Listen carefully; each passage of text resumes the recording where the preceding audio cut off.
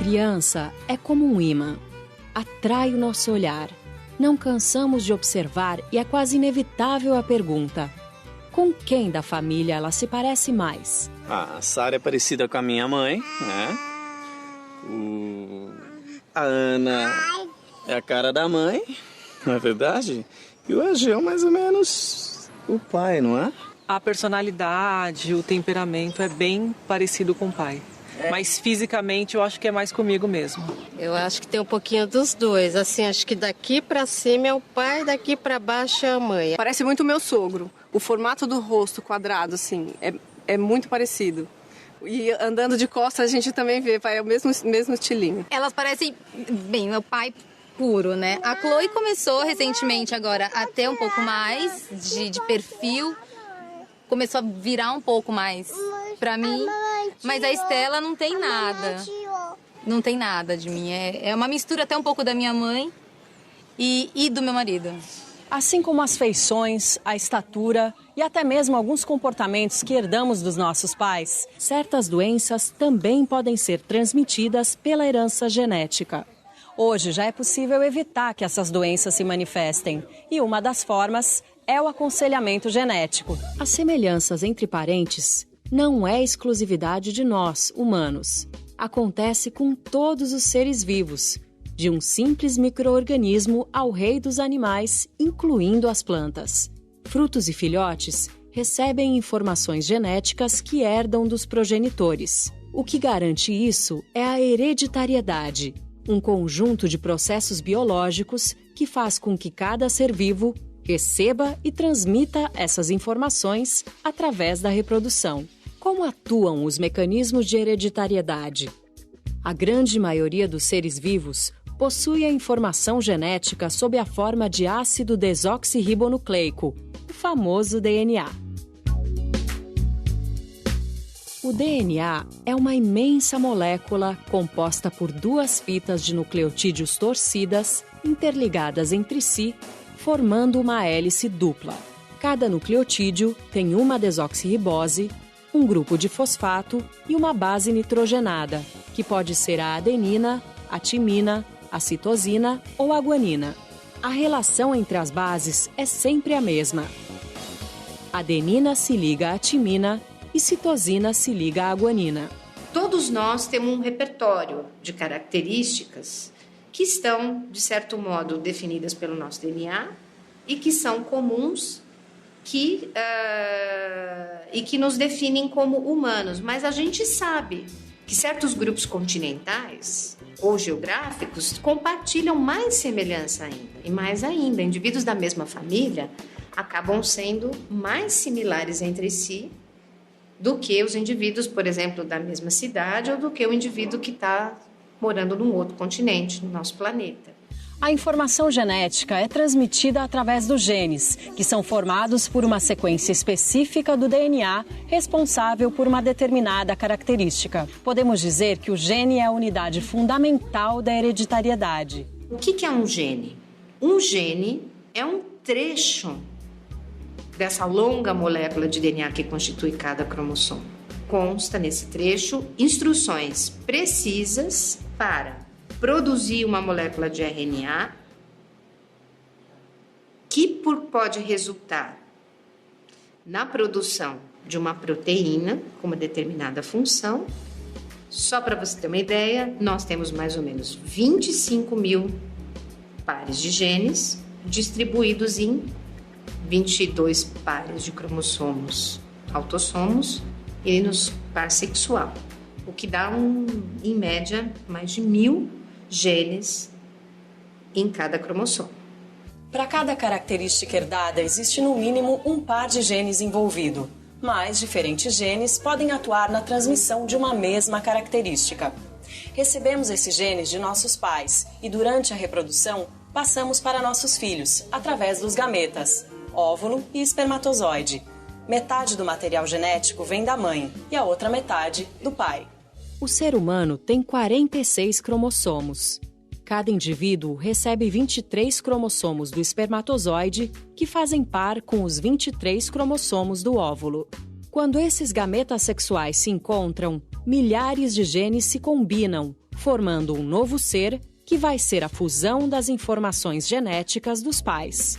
Os cromossomos que são similares quanto à sua função, seu conteúdo gênico, são chamados de homólogos. Na verdade, cada gene, que é um trecho da molécula do DNA, que codifica um RNA, uma proteína que tem uma determinada função, ele sempre vai ter uma cópia, uma segunda versão dele representada no seu cromossomo homólogo. E essas versões do gene que estão presentes em cromossomos homólogos, nós damos os nomes de alelos. Então, os alelos são presentes nos cromossomos homólogos. Dos nossos 23 pares de cromossomos, 22 são idênticos para ambos os sexos. Já o cromossomo 23, chamado de cromossomo sexual, é diferente para homens e mulheres. Nas mulheres, esse cromossomo 23 é XX e nos homens, XY. Das mães, herdamos sempre o cromossomo sexual X. Dos pais, podemos herdar tanto o cromossomo sexual X quanto o Y.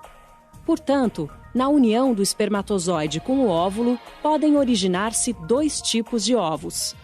Se o espermatozoide tiver o cromossomo X, juntando-se com o cromossomo X do óvulo, vai nascer uma menina.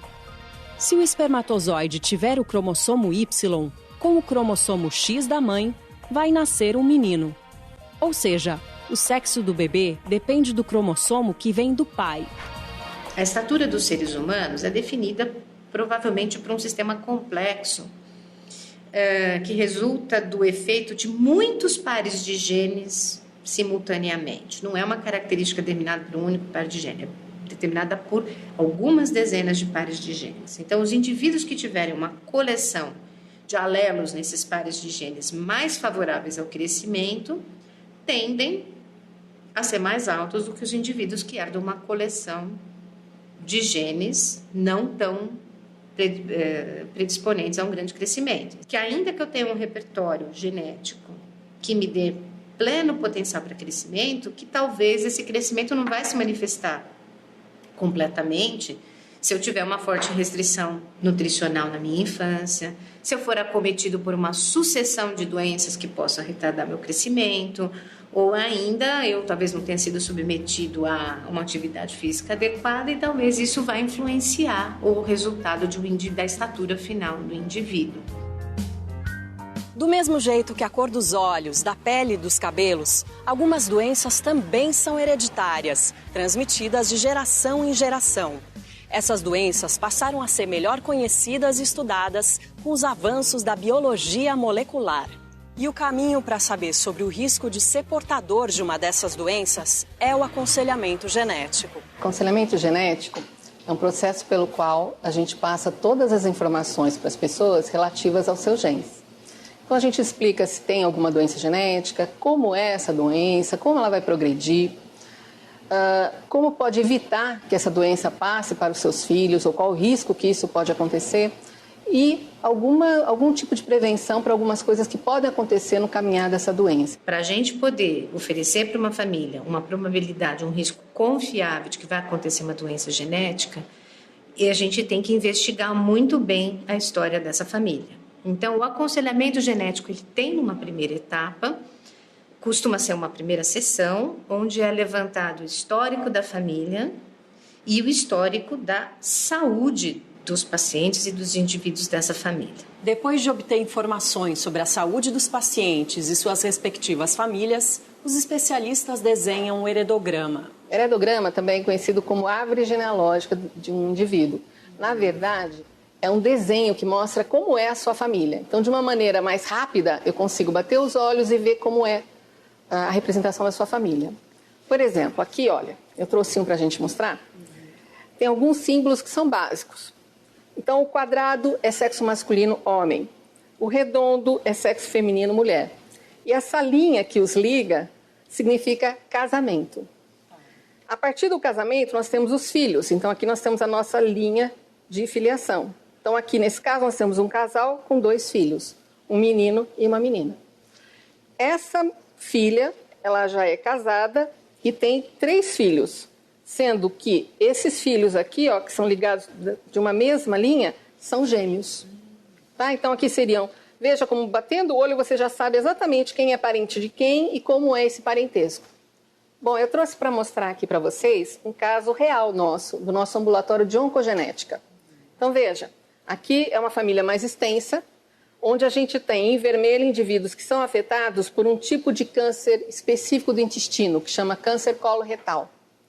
Então veja, o que só de bater o olho me chama atenção nesse heredograma, que eu tenho muitos indivíduos afetados por esse tipo de câncer nessa família. E que isso acontece em várias gerações. Então, veja, eu tive um indivíduo que veio à procura de orientação genética aqui, que é um indivíduo que ainda não tem qualquer tipo de manifestação e que ele gostaria de saber se essa forma de câncer na família dele é hereditária. De bater o olho no heredograma, vendo esse número de indivíduos afetados, todos eles tendo câncer cedo, jovens, eu já na hora posso bater o olho e dizer que eles têm realmente uma forma hereditária. E que, portanto, esse rapaz aqui precisa, a partir de agora, ter medidas preventivas contra o câncer. E recentemente teve essa história da Angelina Jolie, que teve uma grande repercussão. Você podia explicar um pouquinho pra gente? Aliás, todo mundo quer saber sobre o caso da Angelina Jolie. Por isso mesmo, eu já trouxe um heredograma. Então, veja, a Angelina Jolie, ela tem 2 casos da mãe e da tia que tiveram câncer de mama abaixo de 50 anos, tá? E que, portanto, esse gene que a mãe tinha poderia ser mandado para a Angelina Jolie com 50% de chance, né? Porque ou manda o gene bom ou manda o gene mutado. No caso aqui, ela fez o teste molecular e realmente a Angelina Jolie recebeu o gene mutado. O fato dela ter recebido já esse gene mutado dá um risco de 85% de chance dela desenvolver o câncer de mama precocemente. E dá um risco de 60% de desenvolver câncer de ovário, porque câncer de mama e ovário estão interligados, é o mesmo gene que dá a doença. Então, como medida de prevenção, ela resolveu fazer a mastectomia, ou seja, a retirada das mamas. Eu acho que é bom todo mundo saber que esse tipo de cirurgia diminui o risco, mas não dá um risco zero. Porque se ficou uma célulazinha ali, aquela célula pode virar um tumor. O serviço de aconselhamento genético ainda não está totalmente implementado no Sistema Único de Saúde, mas o SUS ainda é o caminho de entrada para uma família que necessite desse serviço.